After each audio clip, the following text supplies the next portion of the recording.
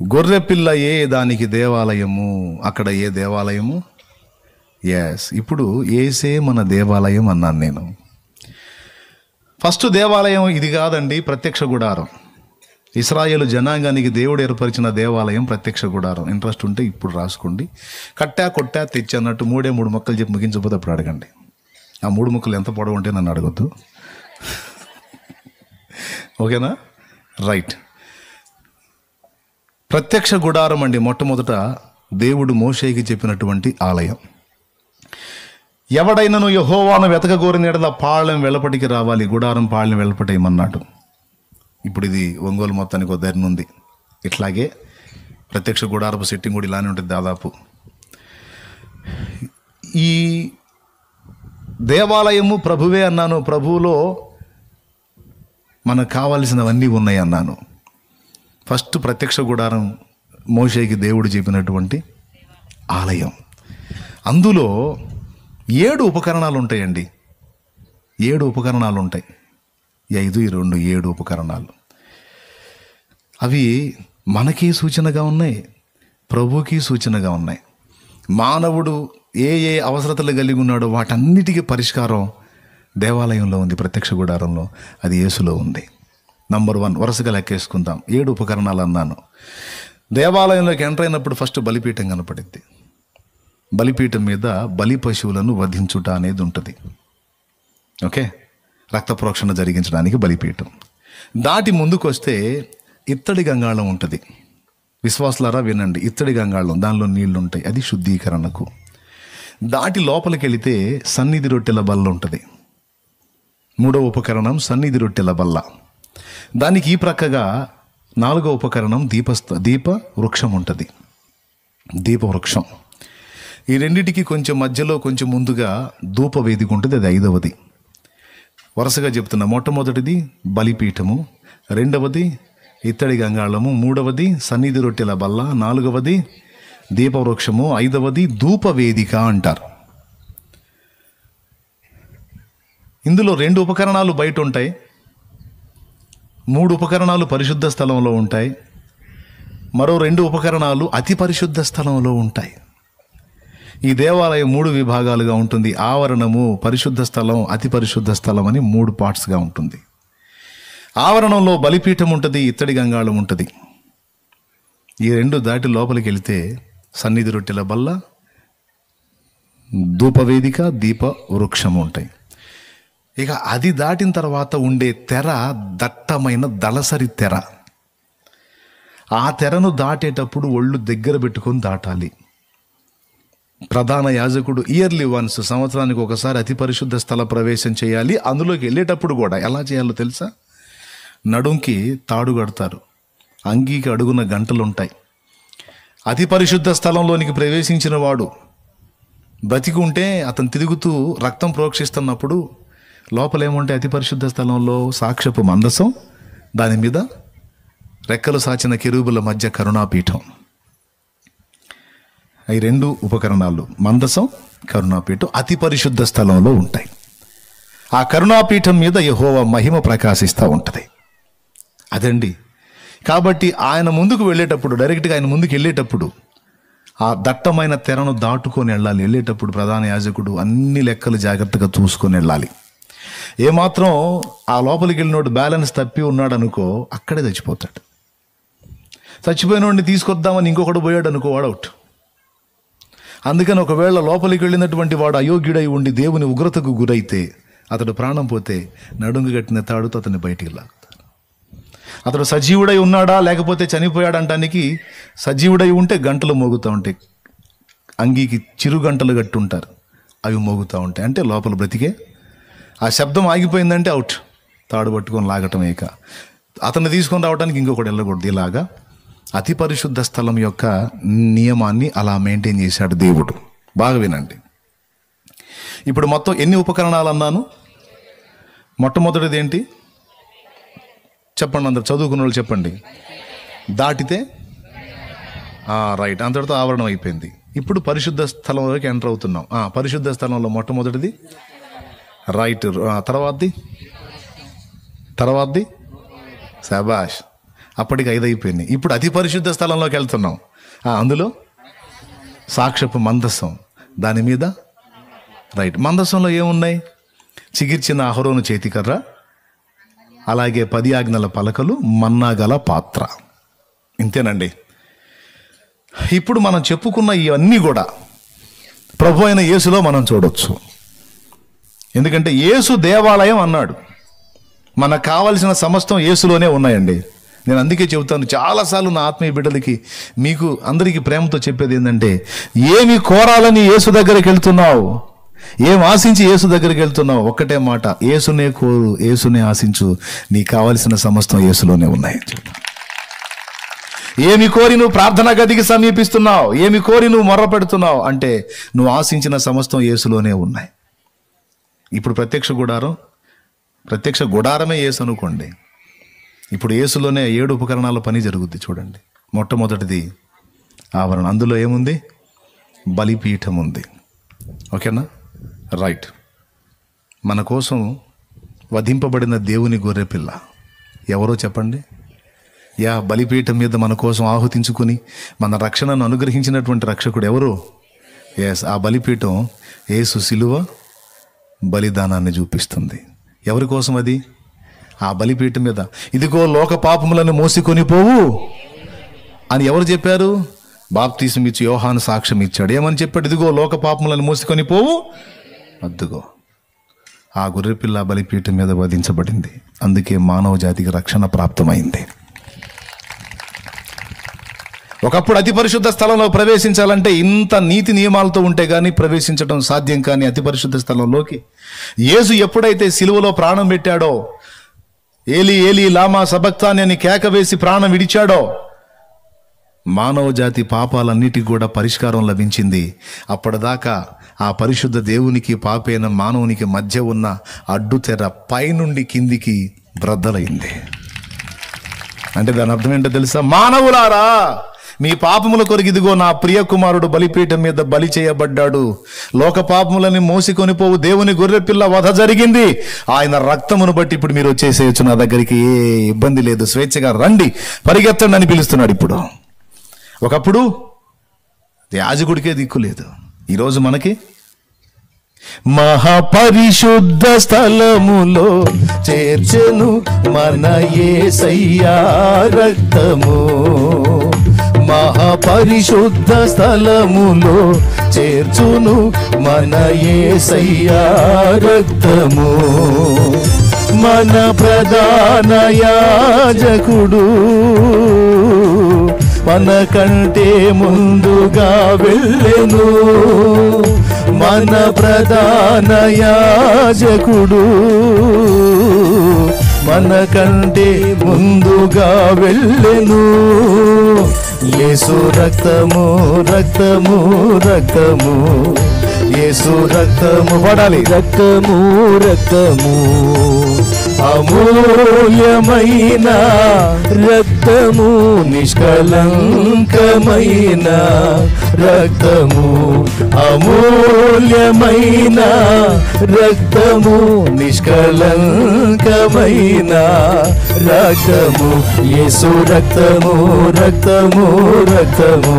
ఆమేన్. రక్తము రక్తము.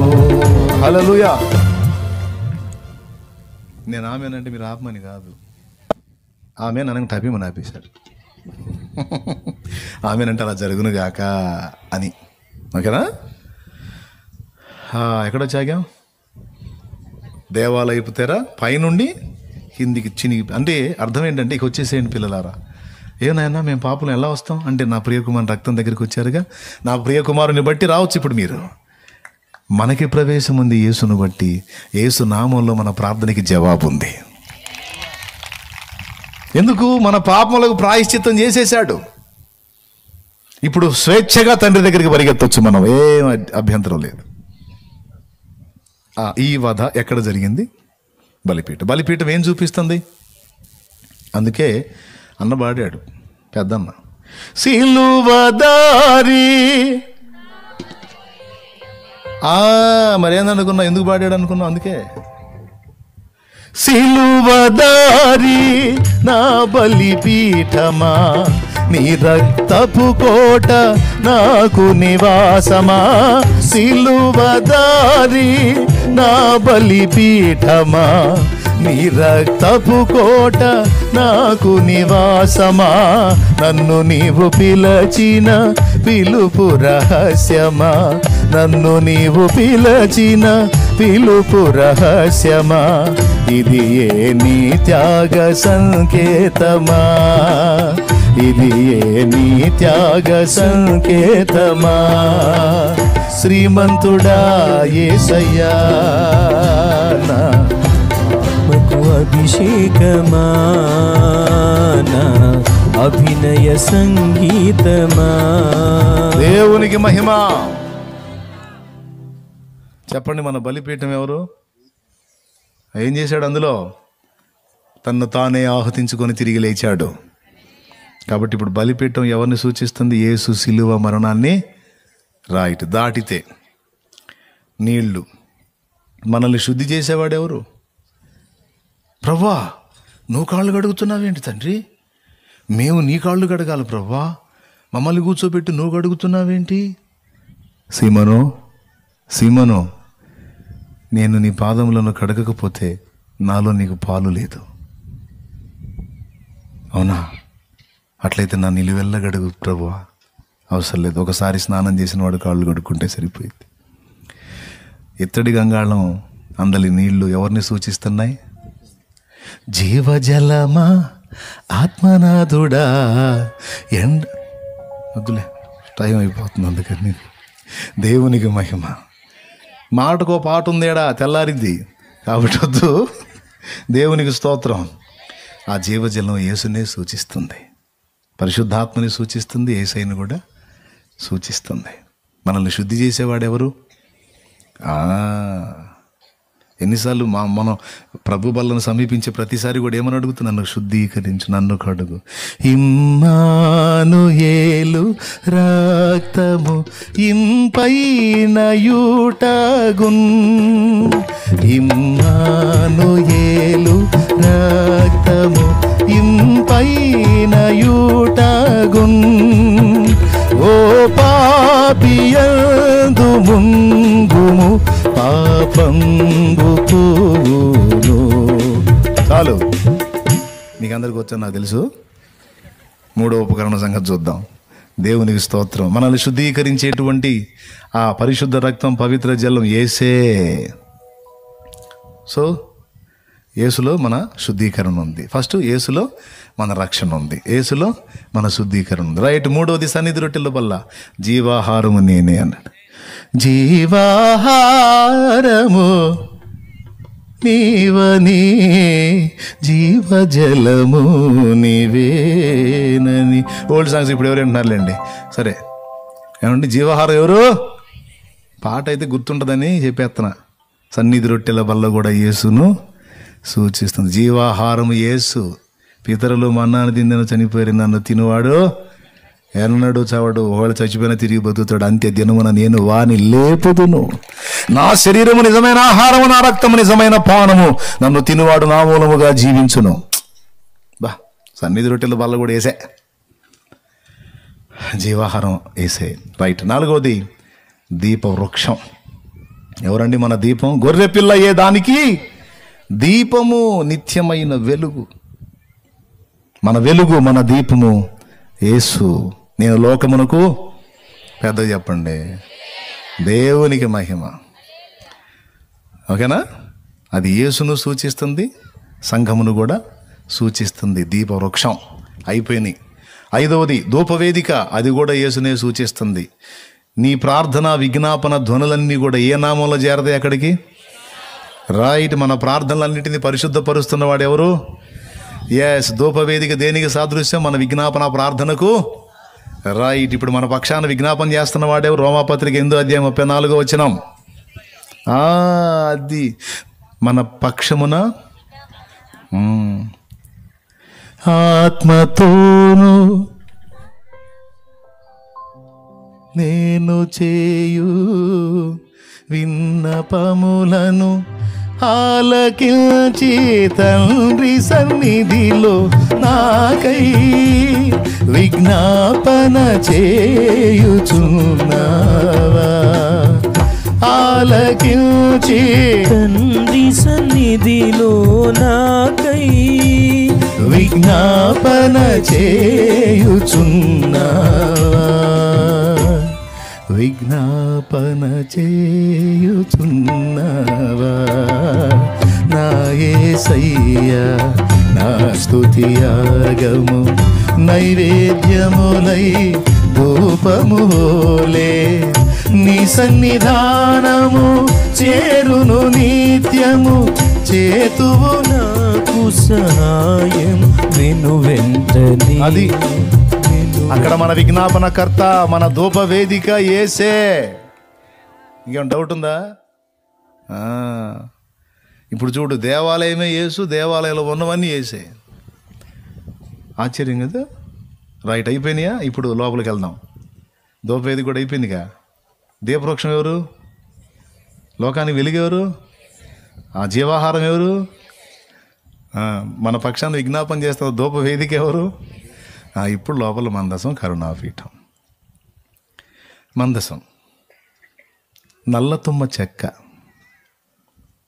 లోపల నల్లతుమ్మ చెక్క, పైన బంగారు తాపడం, బంగారంతో పొదిగారండి పైన. ఇప్పుడు బయటికి కనపడేది నల్లతుమ్మ చెక్క కనపడిద్దా, బంగారం కనపడిద్దా? ఒక పెట్టండి, మందసం అంటే ఒక చెక్క పెట్టండి, దాని మీద బంగారంతో పొదిగారన్నమాట. టోటల్ గోల్డే. మన బతుకులు నల్లతుమ్మ చెక్కలు కాదని ఎవరైనా చెప్పే దమ్ముందా? పాస్టర్లకు కూడా లేదు. ఉంటే చేయొద్దండి. దేవునికి స్తోత్రం. మన బతుకంతా నల్లతుమ్మ చెక్క. హల్లెలూయా. కానీ ఇప్పుడు తండ్రి అయిన దేవుడు మనకెళ్ళి చూస్తే ఎవరు కనపడుతున్నారు తెలుసా? మనకి తండ్రి అయిన దేవుడు మనకెళ్ళి చూస్తే మన మీద ఎవరు కనపడుతున్నారు తెలుసా? మనం కనపడం, ఆయన కుమారుడు కనపడతాడు. నల్ల తుమ్మ చెక్క మీద పొదిగినటువంటి ఆ గోల్డ్ యేసునే సూచిస్తుంది. మనం యేసును ధరించుకున్నాం కనుక అక్కడికి చేరతాం, లేకపోతే నేరుగా పాతాళానికి పోవాలి. తండ్రి అయిన అబ్రహామా, నేను ఇక్కడ అగ్నిలో యాతన పడుతున్నానని మనం కూడా అడగాల్సి వచ్చింది ధనవంతుడి పక్కన ఉండి. స్తోత్రం. కానీ ఆ గతి పట్టకుండా పరదేశుకు చేరుతున్నాం. మన పరిశుద్ధులు పరదేశంలో ఉన్నారు, మనం రేపు పరలోకం చేరబోతున్నామంటే ఎవరి దయా? ఈ నల్ల తుమ్మ చెక్కని ఆవరించేశాడు. మళ్ళీ ఓ పాట వస్తుంది, ఏమండి? వయమ్మ ఏంది ఇన్ని పాటలు వస్తున్నాయి, ఏమో నాకు అర్థం కాదు. ఒంగోలు వాళ్ళు గట్టి ప్రార్థన చేసినట్టున్నారు. దేవునికి స్తోత్రం. రక్షణ వస్త్రము, పరిశుద్ధుడవు నీతిమంతుడవు, వదిలేరా. పాపపు వస్త్రము మార్చిన దేవా, ప్రాపుగ రక్షణ వస్త్రమిచ్చితివి, పొగడెద నిన్ను ధవళవర్ణుడా, కొనియాడి పాడి. ఆహా, పోయి వచ్చు మీకు. దేవునికి మహిమ. మనల్ని ఆవరించినటువంటి రక్షణ వస్త్రం మన యేసే. నల్లతుమ్మ చెక్క లాంటి మనల్ని కమ్మేసినటువంటి ఆ బంగారు తండ్రి యేసే. అందుకే యేసయ్యా బంగారు. ఆయన గమ్మకపోతే మనల్ని మనం పరలోకంలో జల్లం, తీసుకెళ్ళి పాతాళంలో అంటాడు. అయితే ఇప్పుడైతే తండ్రి ముందుకు పోయినప్పుడు ఎవరు కమ్ముతారు మనల్ని? యేసుని ధరించుకుంటున్నా మనం, యేసే కనపడతాడు తండ్రికి. ఆయన కుమారుని బట్టి మనల్ని వదిలిపెడతాడండి, వదిలిపెడతాడు. అందుకే తండ్రి మనకు తీర్పు తీర్చాడు. తెలుసా మీకు? నాకు డౌట్ వచ్చిందండి, తండ్రి ఎందుకు తీర్చడు? తండ్రే కదా తీర్పు తీర్చాలి, తండ్రి ఎందుకు తీర్చడు అంటే, మనందరి మీద తండ్రికి కుమారుడే కనపడుతుంటాడు, మన దగ్గర ఇంక తప్పులు కనపడు. అట్లా ఏర్పాటు చేసుకున్నాడు తండ్రి. తన ప్రియ కుమారుని రక్తంతో మనందరినీ కమ్మేసి, ఇక ఆయన మనకెళ్ళి చూసినప్పుడు మనం కనపడం, కుమారుడు కనపడుతుంటాడు. అందుకని ఆయన తీర్పు తీర్చాడు. మరి తీర్పు లేదా మనకంటూ ఉంది, యేసయ్య తీరుస్తాడు. ఎవరు మనల్ని కమ్మాడో ఆయన రాస్తాడు కేసు.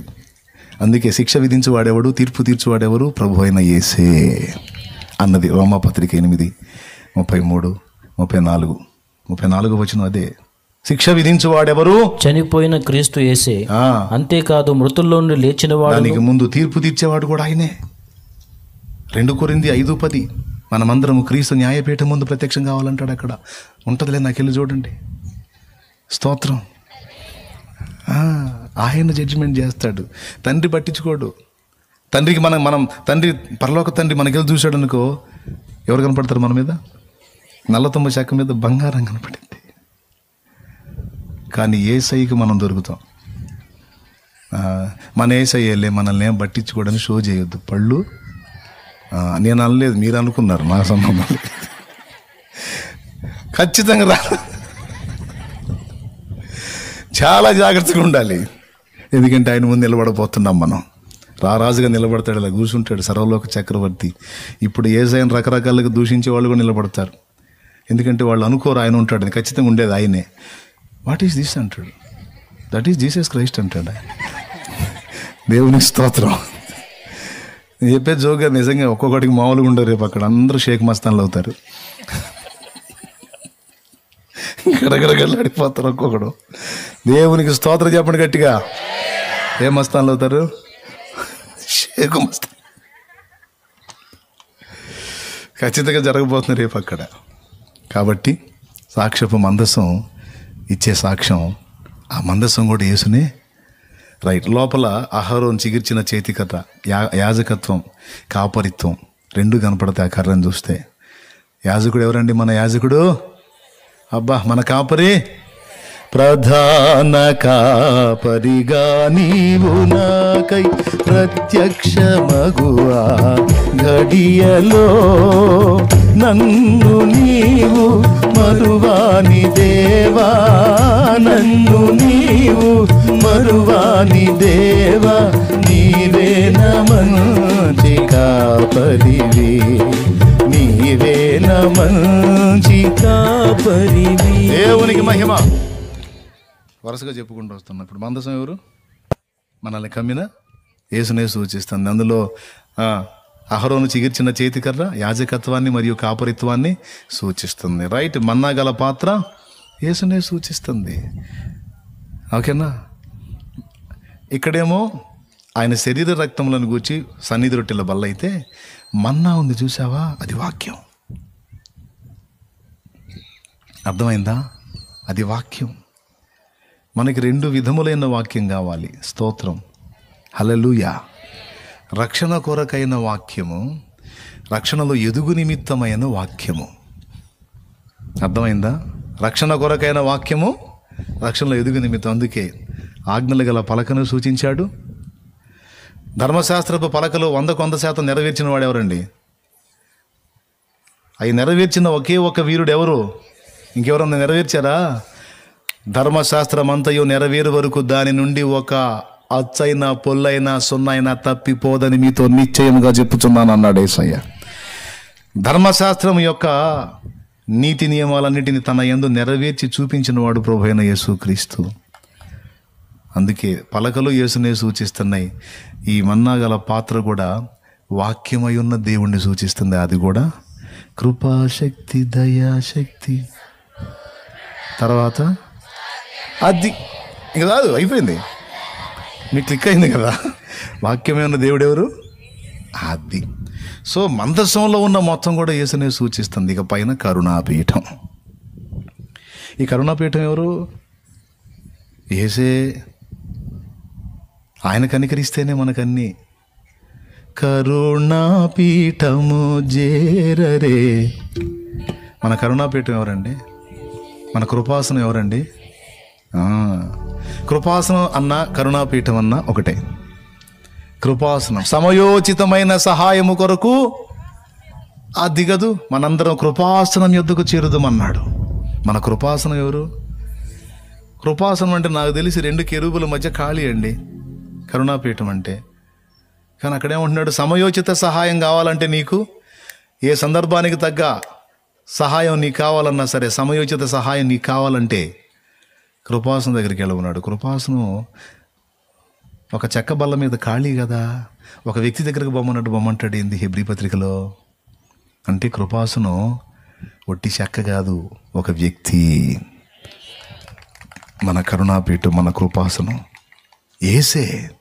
కృపా సత్య మరి మీకు రాదాయింది. దేవునికి మహిమ. ఇప్పుడు అంటే పాడమని ప్రోత్సహిస్తున్నారు. తెల్లారిదని నేను డౌట్ పడుతున్నాను. ఏమండి, మందిరం ప్రతిష్ఠ చేసుకోలేము కాబట్టి ఇప్పుడు నేను జస్ట్ ఒక పోలికే చెప్పానండో, యేసయ్య పోలిక. ఇక మన పోలిక ఉంది అందులో. ఈసారి కూటం పెట్టి చెబుతా. సంఘం పోలిక ఉంది అందులో. ఈ 7 మళ్ళీ మన ఆత్మీయ జీవితానికి సంబంధించిన పోలికలు ఉన్నాయి. మామూలు విషయం కాదు. యేసయ్య దేవాలయం అంటే, ఇప్పుడు చెప్పండి, నీకేం కావాలి? వెలుగు కావాలా? యేసులో ఉంది. రక్షణ కావాలా? శుద్ధీకరణ కావాలా? జీవాహారం కావాలా? సమయోచిత సహాయం కావాలా?